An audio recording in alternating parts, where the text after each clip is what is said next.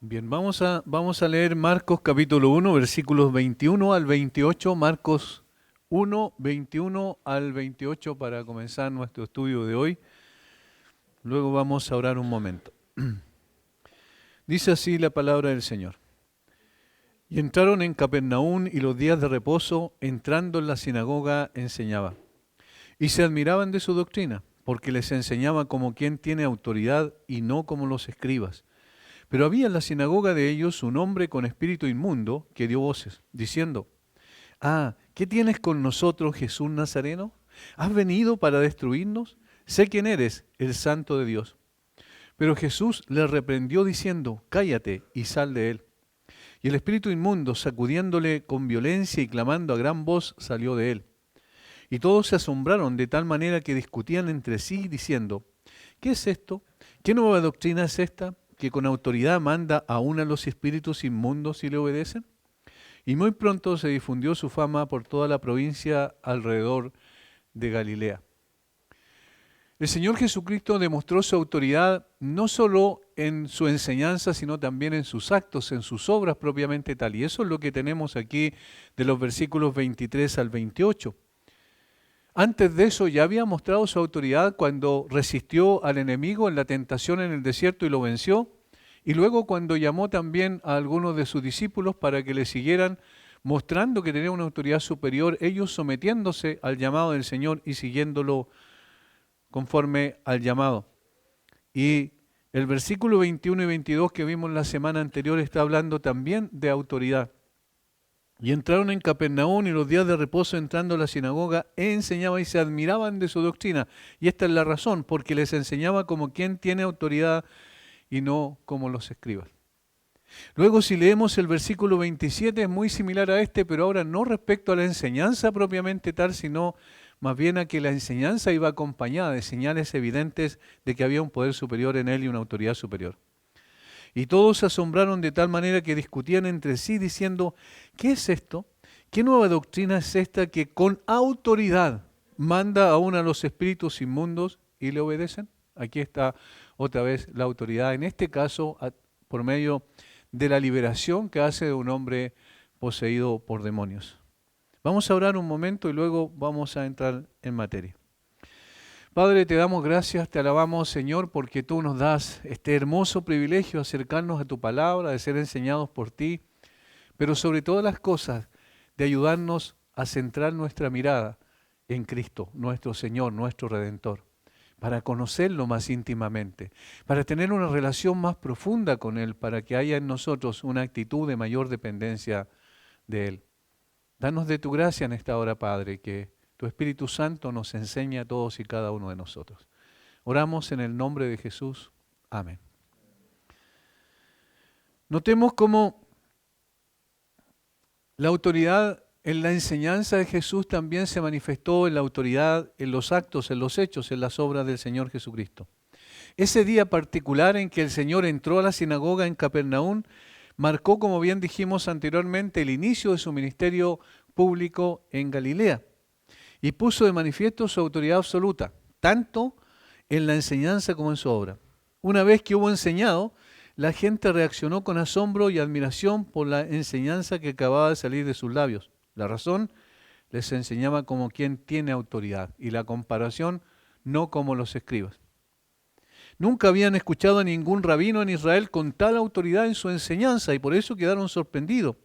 Respecto a dónde se veía su enseñanza, aunque Marcos no la relata, sabemos por el resto de los evangelios cuál era el contenido de la enseñanza. Esencialmente enseñaba la doctrina de Dios, es decir, quién era Dios y cuál era la necesidad que tenía el hombre de poder acercarse a Él. Enseñaba la condición del corazón de las personas, por eso su enseñanza no solo era ortodoxa doctrinalmente, sino también era profunda, porque apuntaba siempre al corazón del problema. Siempre cuando tenía algún tipo de relación con alguna persona, nosotros vemos en las Escrituras que el Señor hablaba de la necesidad de su corazón. Por lo tanto, también en la forma era distintiva, porque en la forma Él enseñaba con autoridad propia, no citando autoridades de otros rabinos judíos de su tiempo o de tiempos pasados. Era su propia autoridad, Su palabra era autoritativa en sentido personal. En todo esto marcaba un evidente contraste con los escribas, los maestros de su tiempo. Estos no entregaban la doctrina pura de Dios, sino que añadieron una serie de mandamientos de hombres hasta el punto de que el mandamiento de Dios fue invalidado. Esto nos dice Marcos en el capítulo 7, por ejemplo, cuando relata ese incidente que tuvieron cuando los discípulos fueron al mercado y volvieron posteriormente y no se lavaron las manos para comer. Y entonces está la confrontación con ellos. ¿Por qué tus discípulos no se lavan las manos cuando van al mercado antes de comer? Y el Señor Jesucristo les dijo en el capítulo 7 de Marcos, versículo 8, porque dejando el mandamiento de Dios os aferráis a la tradición de los hombres. Eso es lo que ellos hicieron y ese era el contenido de su enseñanza. Versículo 9. Les decía también, bien invalidáis el mandamiento de Dios para guardar vuestra tradición. Y luego el versículo 13 lo reafirma, invalidando la palabra de Dios con vuestra tradición que habéis transmitido. Por tanto, el contenido de su enseñanza era distinto al que el Señor Jesucristo transmitía. Pero también es en la forma, o mejor dicho, en la profundidad. Ellos no enseñaban, no apuntaban al corazón del problema, sino más bien apuntaban al cumplimiento externo de la ley y sus preceptos. A ellos les importaba que lo externo, es decir, las acciones de las personas dieran evidencia supuestamente de su relación con Dios, cuando en realidad el problema estaba en el corazón y el cambio tenía que producirse internamente antes de manifestarse externamente. Y además en la forma enseñaron con orgullo y ambición buscando la gloria de ellos mismos y no la de Dios. Por tanto había una diferencia pero absoluta entre lo que enseñaba Jesús, entre la profundidad de la enseñanza de Jesús, la forma de la enseñanza y la de los fariseos. En síntesis, Jesús habló directamente de sí mismo, la verdad que estaba incorporada en su propia vida, dejando que encontrara eco en los corazones de los que aman la verdad y reverencian a Dios. Su enseñanza impresionó entonces a la gente, principalmente porque estaba respaldada por un carácter que era consecuente con lo que él enseñaba. No así los fariseos y escribas. Ahora, en el mismo momento en que el Señor Jesucristo está enseñando, ocurre algo especial porque aparece en escena una persona con una posesión demoníaca. Y aquí hay cosas que se han tergiversado con el tiempo y por lo cual nos hemos ido a dos extremos. Uno, hay personas religiosas que ven a Dios, que ven a los demonios en todas partes. Ese es un extremo. Y hay otras personas que no ven a Dios, a los demonios en ninguna parte. Y ahí, a esos dos extremos están equivocados, porque la Biblia habla de los demonios y la manifestación de los demonios, de tal manera que esta es una verdad absoluta. Y de hecho el Señor Jesucristo lo corrobora aquí en este caso particular, porque el Señor no habla, vamos a ver enseguida, no habla con la persona, sino habla con el demonio que habla a través de la persona. Entonces el Señor está corroborando de que la posesión demoníaca sí era una realidad en su tiempo. Ahora, quizás debido a la misma enseñanza que el Señor Jesucristo estaba proclamando en medio de la congregación, de la sinagoga, entonces apareció esta persona por la cual se va a manifestar el primer milagro que el Señor Jesucristo hizo en Galilea. La descripción que hace Marcos es muy, digamos, sucinta. Había en la sinagoga de ellos un hombre con espíritu inmundo, dice el versículo 23. La posesión demoníaca era prevalente, como dije, en los tiempos de Jesús, como la misma presencia del Señor, como si la misma presencia del Señor de alguna manera desató una manifestación como amplia de la posesión y de la manifestación demoníaca, ya más visible, más palpable, porque obviamente el enemigo de Dios, cuando fue expulsado, y junto con sus ángeles que cayeron juntamente con él, que se le llama demonios en la Biblia, comenzaron también a manifestarse en la tierra, pero particularmente cuando apareció el Señor Jesucristo, quedó en evidencia que estos empezaron a manifestarse de una forma mucho más seguida. De hecho, la historia de la iglesia dice que, o da a entender de que cuando el Señor Jesucristo estuvo en la tierra, se dio la mayor manifestación demoníaca que ha habido en la historia. Ahora, En este sentido, este hombre, por ejemplo, se manifestó en medio de la sinagoga en el contexto de la enseñanza del Señor Jesucristo, donde se ve que no es el Señor el que busca a las personas poseídas para liberarlas, sino que son los espíritus malignos los que buscan al Señor para poder entrar en confrontación con Él, aun cuando no tienen ninguna posibilidad de poder vencerlo. Ellos lo saben, así más adelante va a quedar en evidencia eso. De hecho, es interesante que los demonios eran los que salían al encuentro de Jesús y no al revés. Diferente a lo que pasa con el mundo carismático en el día de hoy, donde ellos supuestamente buscan a las personas para liberarlas, pero nunca se dio así en los tiempos del Señor Jesucristo, fue al revés. Es interesante que nuestro Señor usó un lenguaje incompatible con cualquier explicación de tales males como simples enfermedades o trastornos mentales. En la medida en que avanzó la medicina, por ejemplo, se empezó a decir, incluso entre círculos evangélicos, que no habían posesiones demoníacas, sino que eran simplemente enfermedades de tipo mental que se daban y que no se habían descubierto porque la ciencia todavía no había avanzado.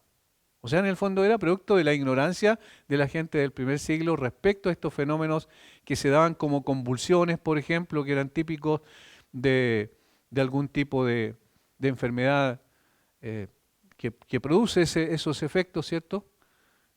Pero que en realidad entonces se empezó a negar el hecho de la posesión demoníaca como tal. Pero aquí el Señor se dirige al demonio como algo distintivo del hombre, eso dice el versículo 25. Pero Jesús le reprendió diciendo, cállate y sal de él. ¿A quién se estaba refiriendo? No al hombre, no al enfermo, por decirlo así, si es que hubiésemos dicho que es una enfermedad, sino al hombre como tal. O sea, perdón, al demonio como tal. En conversaciones privadas con los 12, con los discípulos, el Señor indicó que los demonios particularmente malignos debían ser expulsados mediante ayuno y oración. Marcos 17, 21, por ejemplo. Mateo 17, 21, quiero decir. Cualquier estratagema que confunda enfermedades como la epilepsia, la locura, la paranoia, con la posesión demoníaca, tal como se relata en el Nuevo Testamento, es refutada por las palabras y acciones de Cristo. Y para nosotros eso es autoritativo y definitivo. No discutimos esto ni entramos en un debate sobre si era una posesión o no era una posesión, porque el Señor claramente lo deja en evidencia. Por lo tanto, aquí hablamos de una posesión demoníaca.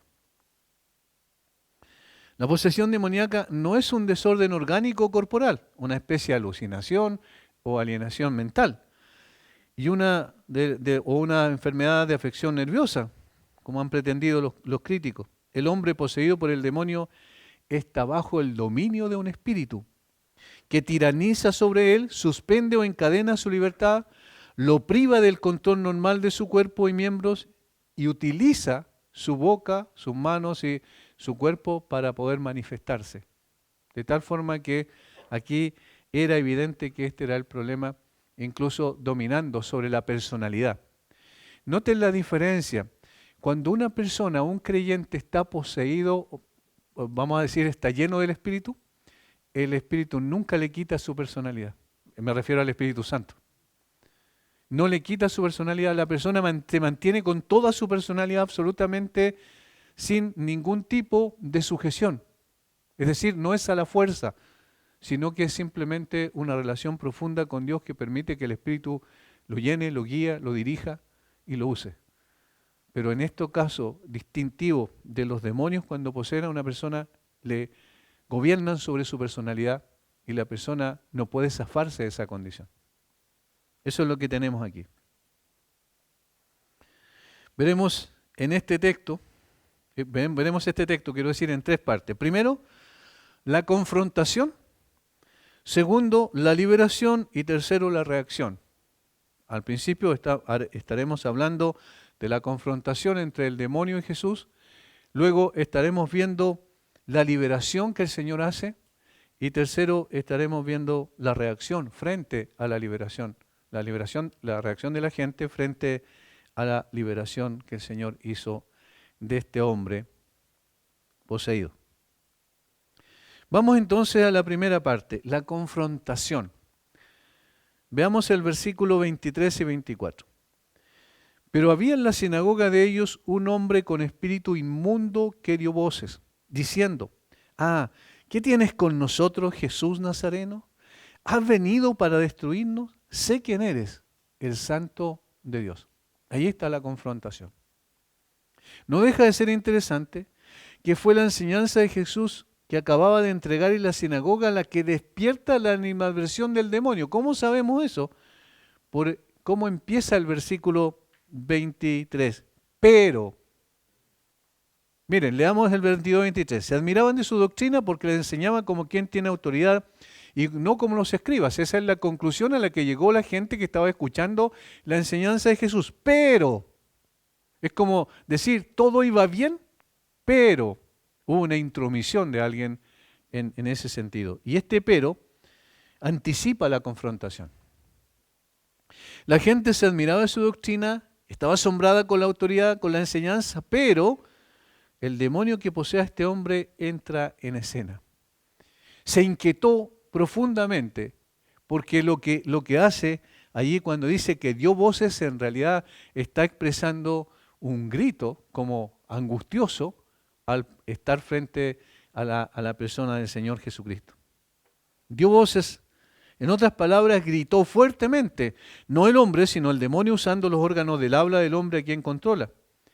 Este grito del espíritu inmundo es espontáneo, antes que nuestro Señor se haya dirigido a él. ¿Lo notan? Es decir, la sola presencia del Señor y la sola palabra del Señor con la cual estaba enseñando, eso produjo la reacción inmediata del demonio. En verdad, la predicación de Jesús ya, dijo alguien, ha llevado al mundo entero de espíritu maligno a un estado de emoción y alarma y de conmoción profunda. En el fondo, los espíritus malignos cuando veían a Jesús inmediatamente lo reconocían. Y más adelante lo vamos a ver. Y todas las veces que tenemos en los evangelios una confrontación de esta naturaleza, es evidente que lo reconocen a Jesús. Y saben qué es lo que les espera producto de la manifestación del Señor Jesucristo. Los poderes de la oscuridad, de las tinieblas, comienzan a temblar. Entonces, cuando están frente a la persona del Señor Jesucristo, no es Jesús el que se inmuta, sino son los demonios los que se resienten profundamente, porque entienden que el Señor está entrometiéndose en alguna manera, haciendo una intrusión en su dominio. Piensan que ellos tienen la facultad o la prerrogativa de que esto es para nosotros, este es el mundo en el cual nosotros podemos hacer lo que queramos. Pero ese solo grito llama la atención respecto a que ellos estaban conscientes de que alguien superior a Satanás había llegado y que no tenían poder sobre él ni tenían autoridad sobre él. El demonio se dirige a Jesús con una protesta en primera instancia. ¿Qué tienes con nosotros, Jesús Nazareno? Es decir, no tenemos ninguna afinidad entre tú y nosotros. Y cuando dice nosotros, está haciendo, si ustedes se fijan, representando a las demás huestes de demonios. ¿Qué tienes con nosotros, Jesús Nazareno? Es una forma de decir que no interfiriera en sus actividades viles, reconociendo que la manifestación del Hijo de Dios era una amenaza para sus planes. No tenemos nada que ver contigo. No interrumpan nuestra posesión a la cual tenemos derecho, está diciendo. Un teólogo dice que los espíritus malignos, al percibir que nuestro Señor había venido al mundo, creían que iban a ser juzgados de inmediato. Se les acababa su tiempo, en otras palabras. ¿Por qué? Porque el Señor había venido a la tierra y entró en los dominios que tenía el enemigo. Recuerden que la Biblia dice que Satanás es el Dios de este siglo, o el Dios de este mundo, de esta era. No obviamente en el sentido de que Él es el que gobierna sobre todas las cosas, sino del punto de vista del que tiene dominio sobre los hombres por causa del pecado. ¿Cómo sabemos que esta apreciación del teólogo tiene sentido y tiene un fundamento? Porque si nosotros vamos a Mateo 8:29, donde ahí hay otra otra manifestación, también otra confrontación del Señor Jesucristo con un demonio, y en este caso con el endemoniado de Gadara, dice lo siguiente, los demonios. Aquí era una hueste de demonios. Y clamaron diciendo, Mateo 8:29, ¿qué tienes con nosotros? Otra vez lo mismo, ¿se fijan? ¿Qué tienes con nosotros, Jesús, Hijo de Dios? ¿Has venido acá para atormentarnos antes de tiempo? Noten lo que le está diciendo. ¿Qué tienes con nosotros? ¿Por qué vienes antes de tiempo? Nosotros sabemos, en otras palabras, que estamos condenados, pero tú vienes a atormentarnos antes de tiempo. ¿Se dan cuenta que ellos tienen un conocimiento de la persona de Jesús, incluso de lo que va a suceder con ellos? Ellos saben que están condenados. Esa es una diferencia radical con el ser humano, porque el ser humano, aunque nace espiritualmente muerto, separado de Dios, como bien sabemos, no obstante, tiene todavía la posibilidad, mientras tenga vida en esta tierra, tiene la posibilidad de llegar en arrepentimiento y fe a los pies de Cristo y ser liberado de la condenación eterna. Pero los demonios no están así, porque ya han sido condenados. Ya no hay nada que hacer. Y cuando ven al Señor Jesucristo, dice, ¿vienes para atormentarnos antes de tiempo? Eso es una queja.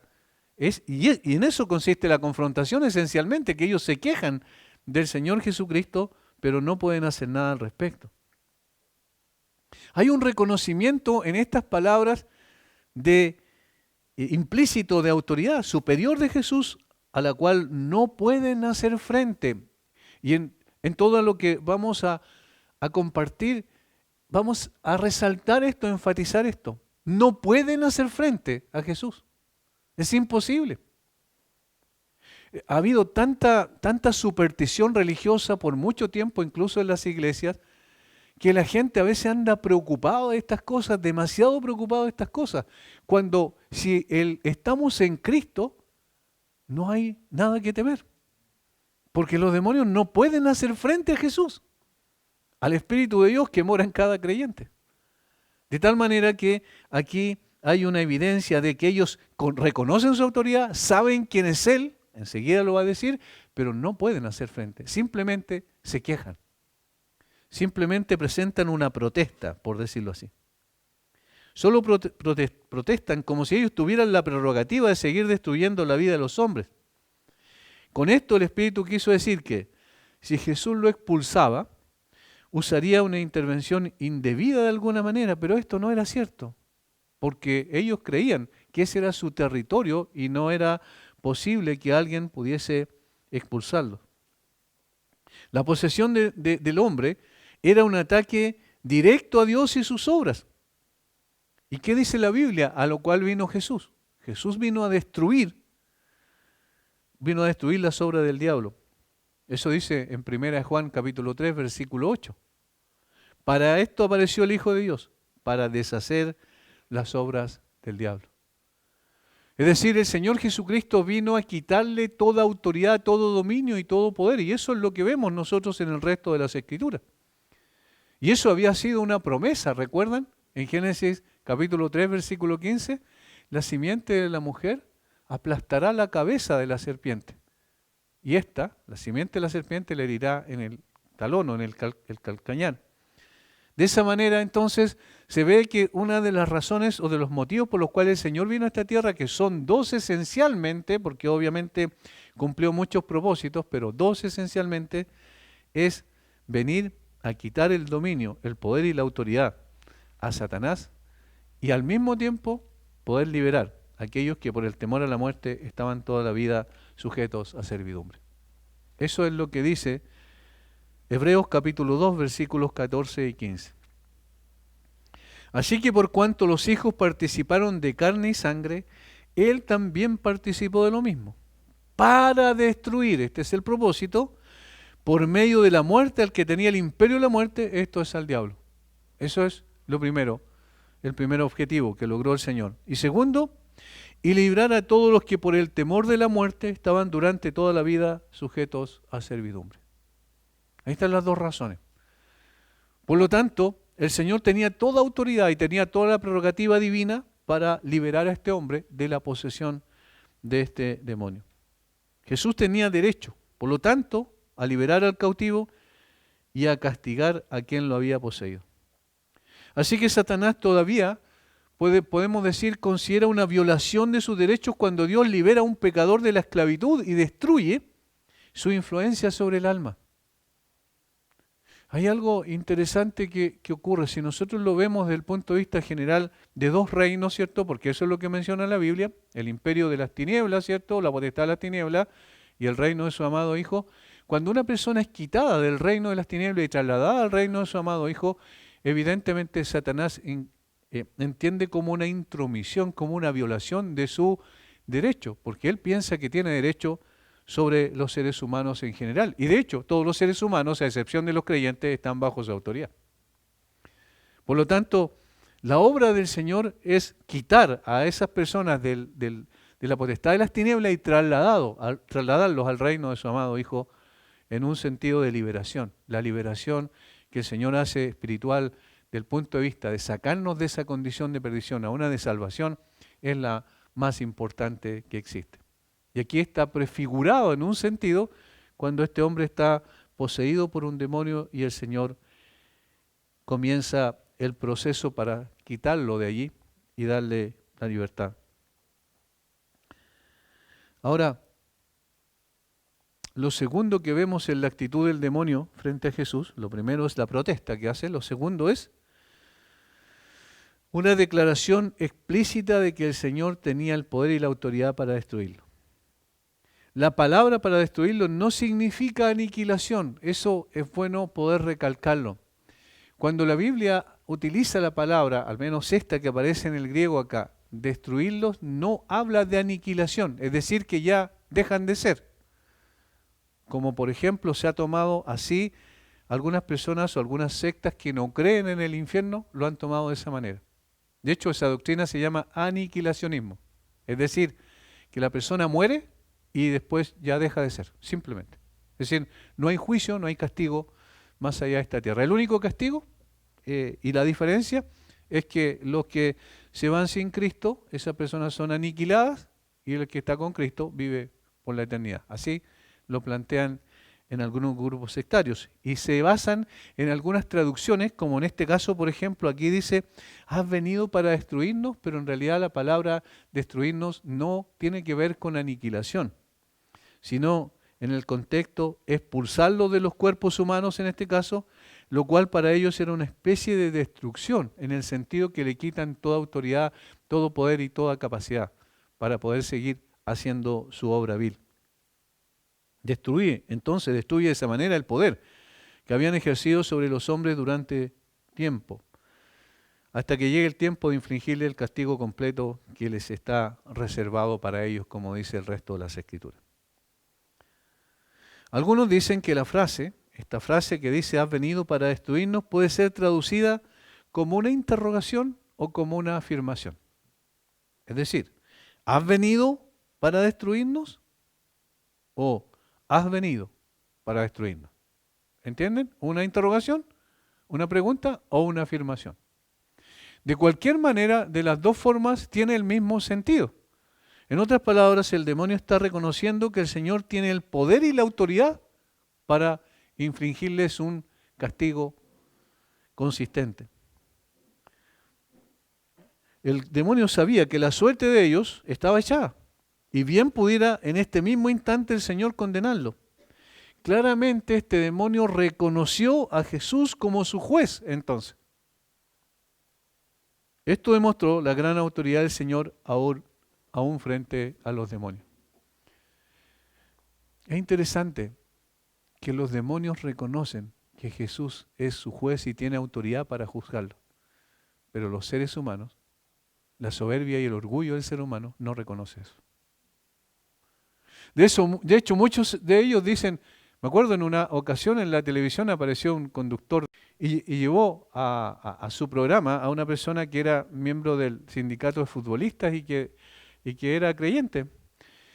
Y el hombre quiso ridiculizarlo y le dice a esta persona que era creyente, le dice, bueno, ¿y cómo va a venir Jesús entonces? Pues y él le dice que va a venir a juzgar y a condenar a todos los que no creyeron en él. Y el conductor se burla y se ríe y dice, pero ¿cómo? El Jesús que yo conozco no es así, es amor y viene a otra cosa. Tú me dices que viene con una ametralladora para exterminar a todas las personas que no creyeron en él. ¿Cuál es el concepto que han tenido a través del tiempo de Jesús? Que Jesús es una persona que enseñó cosas hermosas, bonitas, que el Señor siempre hizo cosas que beneficiaban a la gente y en ese sentido general es así, pero que no es el juez, nunca lo ven como el juez, siempre lo ven como aquel cordero, pero ignoran la otra parte, que es que cuando Él venga va a venir como Rey de Reyes y Señor de Señores y con vara de hierro, eso dice Apocalipsis 19. De tal manera que aquí el demonio reconoce a Jesús como juez y sabe que el Señor tiene la prerrogativa para infligirle la condenación y el castigo que ellos merecen. Y por eso es que es raro que los hombres se crean más sabios que los demonios. Y los demonios tienen mucho más capacidad en todo sentido que nosotros como seres humanos. Tercero, el demonio reconoció que conocía a Jesús. Sé quién eres. Sé quién eres, dice el versículo 24. Sé quién eres, yo te conozco, pero no en sentido de relación.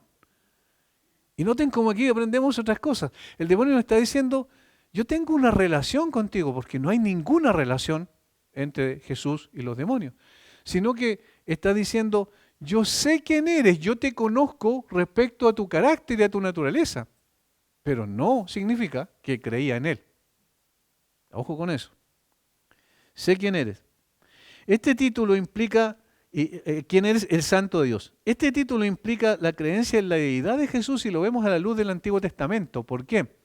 Porque el profeta Isaías, el que más habla del Señor Jesucristo, de hecho se le llama el profeta evangélico normalmente, el que anticipa a Cristo, dice de Jesús o lo llama a Jesús, a Dios, el Santo unas 30 veces. El Santo de Israel, el Santo lo llama 30 veces más o menos. Hay una cantidad de versículos, pero Isaías 1:4, 5:19, 5:24, por ejemplo, allí se ve que él lo llama el Santo. Mientras que la gente se refería a Jesús como Señor, Marcos 7:8, Maestro, Marcos 9:17, Hijo de David, Marcos 10:47, 48. Los demonios lo llamaron el Santo de Dios, como en nuestro texto, el Hijo de Dios, como en el 3:11, Marcos 3:11, o el Hijo del Dios Altísimo, Marcos 5:7. Noten esas tres designaciones finales que acabamos de mencionar. Lo llamaron el Santo de Dios, el Hijo de Dios y el Hijo del Dios Altísimo. Y estos tres títulos que le dieron a Jesús o reconocimiento que hicieron de Él muestran obviamente su deidad. De tal manera que el demonio al llamarle tú eres el Santo de Dios está reconociendo que Jesús es Dios o tiene prerrogativa divina al menos. En otras palabras, el demonio demostró tener un conocimiento de Cristo muy elevado, muy acabado. Y como dijo alguien, es interesante que este conocimiento de Cristo que tienen estos demonios es mucho más ortodoxo que el que tienen muchos creyentes. Y es verdad.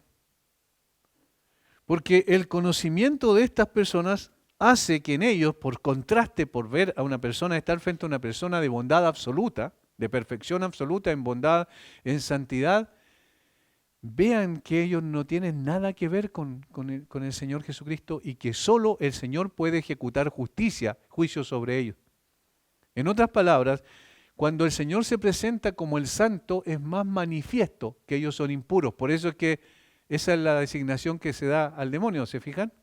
Antes dice en el versículo 23, pero había en la sinagoga de ellos un hombre con espíritu inmundo.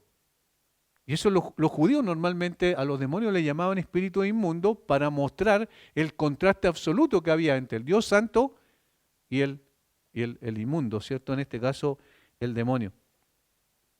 En ese sentido, entonces, es necesario poder recalcar aquello que es importante, que los demonios tienen más conocimiento a veces del Señor Jesucristo, desde el punto de vista de su conocimiento nada más en términos generales, no relacional, que a veces nosotros, los creyentes. Además de que los demonios no solo conocen que Jesús es el Santo de Dios, sino que temen delante de Él. Reconociendo que tiene las prerrogativas divinas y la autoridad para someterlos y juzgarlos. Tal como dirá Santiago, en su carta, los demonios creen y tiemblan. Creen y tiemblan. No en el sentido que tienen fe para ser redimidos. Yo recalco esto porque los demonios ya están condenados. Sino en el sentido que no pueden dejar de creer que el Señor es quien dice ser. Y ante esa realidad, tiemblan. Tiemblan porque saben lo que viene para ellos. Sin embargo, la soberbia y el orgullo del ser humano es tan grande que cuando se les explica quién es Jesús, no se inmutan. Y eso es una falta de entendimiento espiritual en ese sentido, porque lo saben intelectualmente, pueden repetir incluso algunas cosas respecto a quién es Jesús, pero no tienen ninguna reacción al respecto. El contraste que tenemos en la Biblia, en el mismo tiempo de Jesús, eran los fariseos y escribas, que ellos, habiendo visto todo lo que Jesús hizo, y dijo y enseñó, no obstante, no creyeron en Él como el Mesías, el Santo Dios, al punto que pidieron que lo crucificaran. Del mismo modo, cada persona que rechaza el Evangelio atestigua que no cree en Jesús como el Santo de Dios, el Salvador del mundo. Está dando fe con sus propias palabras y su propio rechazo que no creen en Él y en consecuencia se están poniendo bajo la justa ira de Dios. Es terrible esto. Cuando uno lo piensa en términos prácticos, que todos nosotros vamos caminando hacia la muerte y cada día que pasa estamos más cerca de la muerte, porque esa es una realidad, ¿verdad? Innegable. No hay persona que no esté en ese proceso. Todos vamos caminando hacia allá. Y que la persona al ser expuesto al Evangelio no reaccione bajo ninguna circunstancia, eso es algo tremendamente difícil de entender cuando vemos por otro lado a que los mismos demonios lo reconocen claramente como aquel que es el Santo de Dios. Ahora, quiero enfatizar algo en términos de aplicación. Es necesario hacer una pausa y aclarar. La confrontación del mundo espiritual de maldad contra Dios no es una batalla de fuerzas de igual magnitud. Ese es otro mito que la gente ha tenido por siempre. Es una batalla entre el bien y el mal y al final va a triunfar el bien. No, las fuerzas son totalmente disímiles. Satanás no tiene autoridad para enfrentarse cara a cara a Cristo. No tiene ninguna autoridad, no tiene ningún poder para hacer eso. Por eso el Señor dijo que la iglesia que estaba fundada sobre la roca, sobre la declaración de que Jesús es el Cristo, el Hijo del Dios viviente, esa es la roca, por si acaso, lo que ocurrió ahí, el Señor dijo que las puertas del infierno no prevalecerán contra ella. ¿Por qué no prevalecerán contra ella? Porque todos los poderes del infierno no tienen autoridad y capacidad para enfrentar a Dios. Esta es una de las cosas que tenemos en la Biblia. El resultado final de la lid ya está firmado, por decirlo así. La condena ya está hecha, porque los demonios no tienen ninguna capacidad de oponerse al Señor. Conocen la condenación que les espera y que es imposible revertir esta realidad. No es una confrontación de fuerzas parejas, sino de la rebelión de un ser que solo puede actuar bajo la permisión de Dios y bajo los límites de Dios. Es decir, el mismo Satanás obra hoy y ha obrado durante toda la historia de la humanidad, desde Génesis 3:15, desde Génesis 3, quiero decir, 6 en adelante, que el hombre cayó en pecado, ha obrado sobre la humanidad, sin embargo, bajo la autoridad de Dios y bajo los límites que Dios ha establecido. Un ejemplo de los límites. Cuando se presenta delante de Dios y le dice que Job lo sirve simplemente porque él ha puesto un cerco alrededor y le ha dado todos los bienes materiales, ¿recuerdan? ¿Y qué ocurre en esa confrontación? En esa petición. Dios dice que lo autoriza a quitarle los bienes, pero no toques su alma. Es decir, el Señor coloca un límite y Satanás no puede hacer nada más al respecto. Entonces, todas las huestes del infierno no enfrentan al Señor Jesucristo en una posición de igualdad, sino de sometimiento. Por eso, ¿qué tienes con nosotros, Jesús de Nazaret? ¿Vienes a destruirnos? Es decir, ¿se implica antes de tiempo? Ellos saben que están perdidos y que no tienen ningún poder de modificar aquello. Por tanto, el creyente genuino no debe temer al mundo espiritual de maldad, sino, como enseñó Santiago, debemos hacer estas dos cosas. Someteos pues a Dios, resistid al diablo y el diablo huirá de vosotros. Eso es lo que nosotros tenemos que hacer. No andar preocupados por la manifestación de posesiones. No, simplemente nosotros estamos preocupados de esto. Someteos a Dios. Y noten que ese es el fundamento. Una relación más cercana con el Señor, un conocimiento más profundo del Señor nos lleva a someternos más a Él y a su autoridad. Y una vez que nos sometemos más a Él y a su autoridad, podemos resistir al diablo y el diablo no tiene nada que ver con nosotros. El sometimiento a Dios es el fundamento sobre el cual enfrentamos al diablo y estamos seguros de nuestra victoria porque Cristo ya la ganó por nosotros. Eso es lo que nosotros tenemos que entender como creyentes. Debemos junto con ello pedir a Dios discernimiento, eso sí. ¿Para qué? Para detectar las artimañas del enemigo. ¿Por qué? Y hermanos, aquí otra explicación. El enemigo normalmente no se presenta de una forma grotesca, de pronto a través de apariciones, de pronto a través de posesiones. La forma en que más se presenta es con un disfraz como ángel de luz. Eso dijo el apóstol Pablo a los Corintios. Y entonces se mueve a través de sutilezas, de cosas que parecen que no son malas inclusive, para que nosotros nos desviemos del camino del Señor. Y allí donde está la importancia del discernimiento entonces. Pablo les enseñó a los corintios que aprendieran a perdonar, por ejemplo, en 2 Corintios 2:11, a quien los había ofendido. ¿Para qué? Dice, Satanás no gane ventaja alguna sobre nosotros, pues no ignoramos sus maquinaciones. Ahí está la importancia de no ignorar las maquinaciones del enemigo. Porque el Señor reveló quién es Satanás, cómo es Satanás, cuáles son las características de este ser espiritual de maldad y sus demonios, para que pudiésemos conocer sus artimañas, sus estrategias, sus formas de seducción y podamos evitarlas. Entonces, de estas dos formas podemos enfrentar al enemigo, sometiéndonos al Señor y conociendo sus estrategias de seducción con las cuales nos quiere sacar o de alguna manera debilitar nuestra vida espiritual en cuanto a nuestra relación y comunión con el Señor. Ahora, volviendo a nuestro texto, vemos que el Señor enfrentó y derrotó al demonio, y esto nos lleva a lo segundo, la liberación, versículos 25 y 26. Pero Jesús le reprendió diciendo, cállate y sal de él. ¿Hay algo que le llama la atención en la forma en que el Señor Jesucristo actúa frente a este ser espiritual de maldad? Miren lo que hace el Señor. Cállate y sal de él.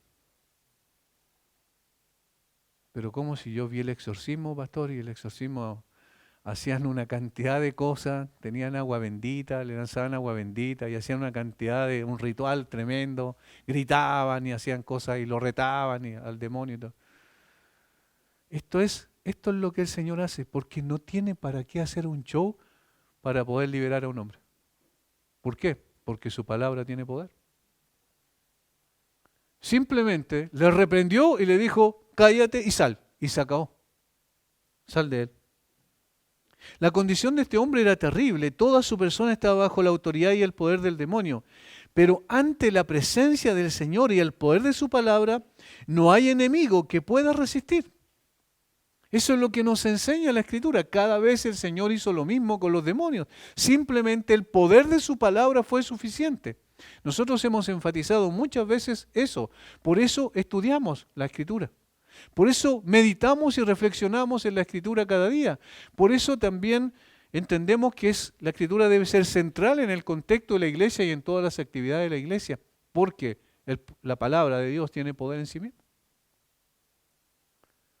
El Señor dice que le reprendió, Jesús le reprendió. Un espíritu así solo cederá al poder soberano del Hijo de Dios. Todas las cosas que nosotros hagamos, todos los esfuerzos que hagamos, las mortificaciones consideradas en sí mismas servirán de poco o nada. La impureza de cualquier tipo solo cederá a la reprensión de Dios. La palabra reprensión significa en el original imponer sobre, censurar o amonestar. Imponer, en este caso, autoridad a través de su palabra. Lo reprendió duramente, significa entonces eso, censurar o amonestar. Jesús no se amedrentó ni perturbó ante el reclamo del demonio. ¿Qué tienes con nosotros, Jesús Nazareno? ¿Has venido a destruirnos? Ni tampoco por el halago. Yo sé quién eres, el Santo de Dios, porque ese es un halago, ¿cierto? Yo sé quién eres, el Santo de Dios. ¿Qué tienes con nosotros? Él no se perturbó por ninguna de esas dos cosas. El poder de Satanás y sus demonios debía ser quebrantado y el hombre liberado. Por tanto, Jesús ordena con la misma autoridad con la cual enseñaba, cállate y sal de él. La palabra cállate, esta expresión proviene de un verbo que significa cerrar la boca con un bozal. Ese figurativo y fácil de entender, con una mordaza en el fondo.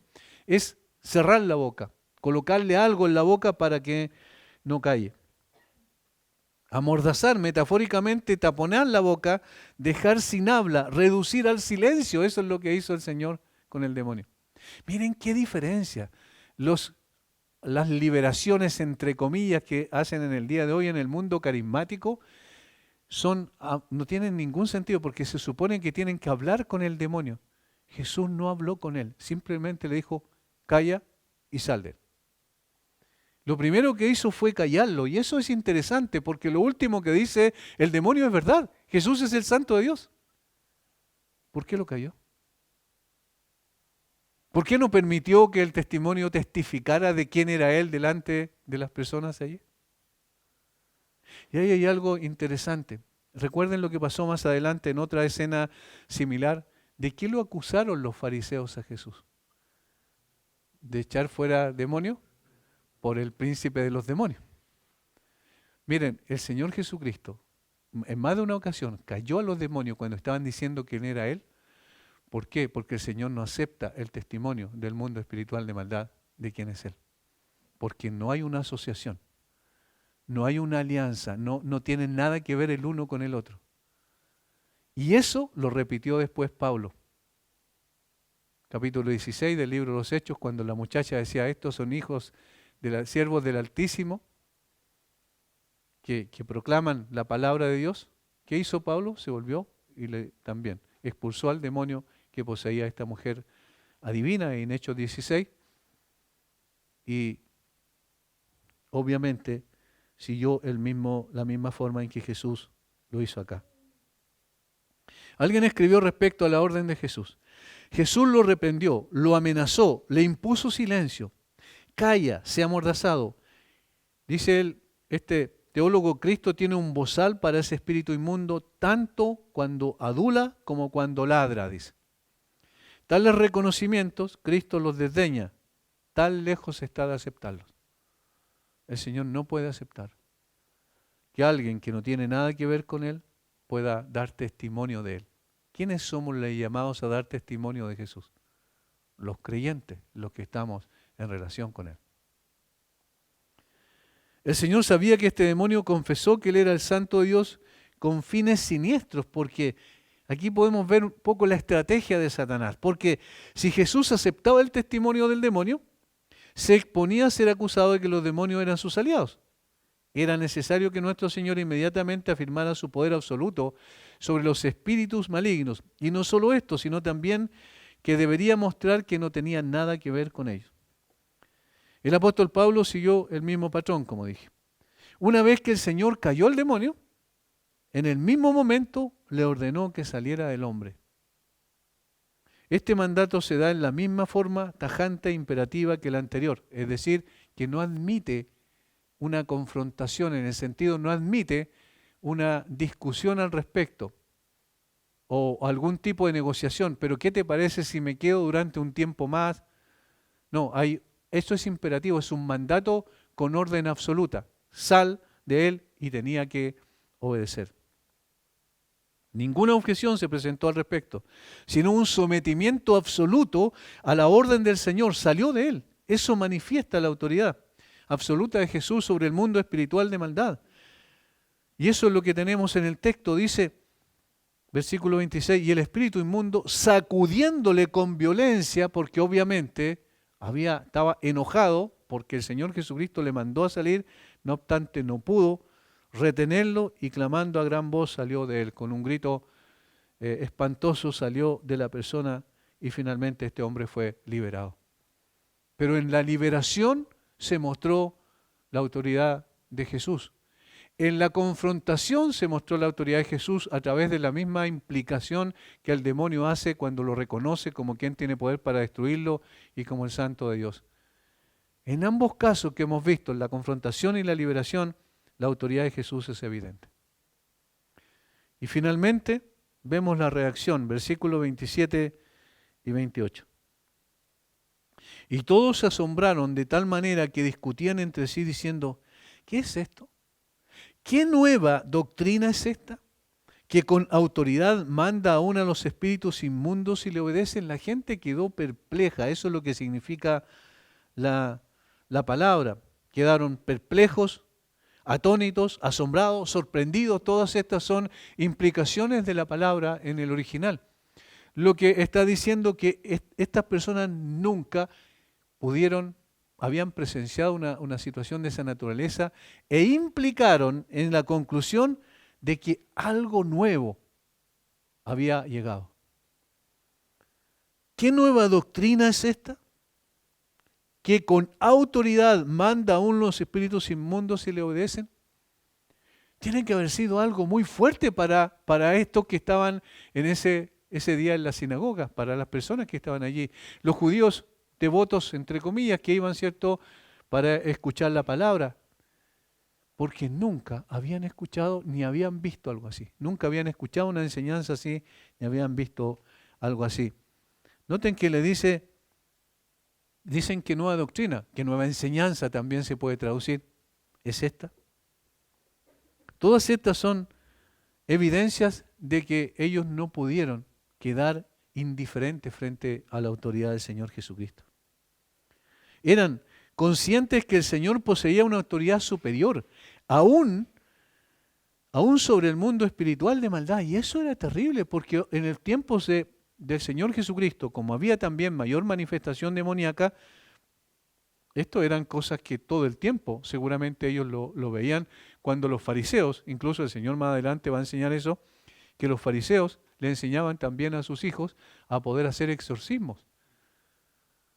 De tal forma que ellos vieron, estas personas habían sido testigos probablemente de exorcismos que hicieron los fariseos, pero no tenían ninguna similitud con lo que el Señor Jesucristo hizo. Sal de él, inmediatamente el demonio salió. Cállate, e inmediatamente el demonio cayó. ¿Se acuerdan de en otra ocasión que el Señor ordenó que algo callara? ¿Los vientos? y algo se calmara, el mar, las olas. ¿Notan la autoridad? Esa es autoridad absoluta la que está mostrando nuestro texto. Ellos nunca habían escuchado una doctrina tan llena de gracia como la que acababan de oír, ni habían visto enseñanza alguna respaldadas por milagros como este. ¿Cuánto debe ser esta persona superior a los demás? Todas estas cosas seguramente pasaron por la mente de estas personas que reaccionaron de esta manera. Esta persona somete a los espíritus inmundos. Los espíritus inmundos someten a los seres humanos, pero esta persona que está frente a nosotros somete a los espíritus inmundos. El poder de echar fuera demonios era nuevo para ellos. Se hizo con una sola palabra. Jesús lo hizo en su propio nombre y con su propia autoridad. Esto demostró que era superior a todos los espíritus inmundos. En consecuencia, la fama de Jesús se extendió por todo el país y se extendió la impresión de que había una persona que era distinta a todas las que ellos conocían. Y muy pronto se difundió su fama por toda la provincia alrededor de Galilea. Este incidente resalta la autoridad de Jesús, que los fieles de Capernaum observaron primero en su enseñanza y luego presenciaron en su exorcismo. La gente debería haber concluido que solo un gran profeta del Señor podía poseer tal autoridad. Esa debía ser la consecuencia lógica. Pero Jesús era más que un profeta, porque tenía un poder y una autoridad sobre aquello que más temía el hombre en ese tiempo, que era la manifestación demoníaca.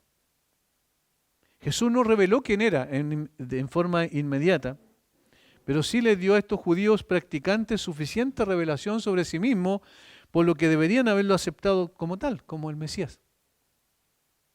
Pero aquí tenemos otra evidencia de que a pesar de eso, porque el texto no lo dice y se entiende que no ocurrió, estas personas no creyeron en Jesús como el Mesías. La evidencia estaba frente a sus ojos. Sin embargo, no creyeron en Él.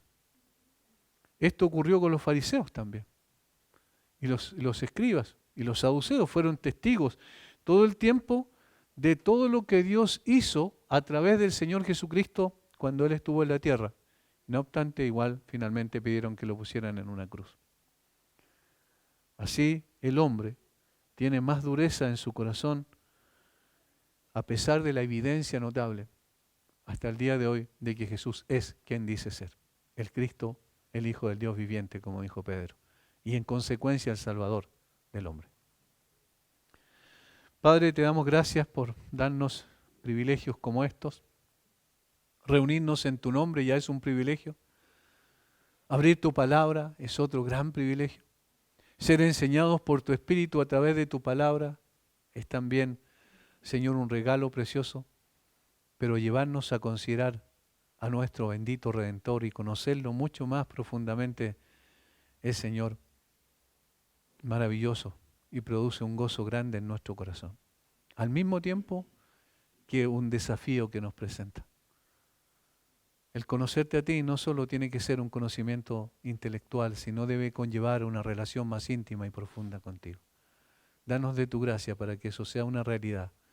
Y Señor, ayúdanos a no temer las huestes espirituales de maldad, sino simplemente someternos a ti, resistir al enemigo y él huirá de nosotros, como tu palabra lo describe claramente.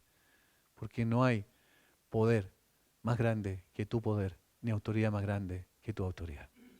Gracias, Señor, en el nombre de Jesús. Amén.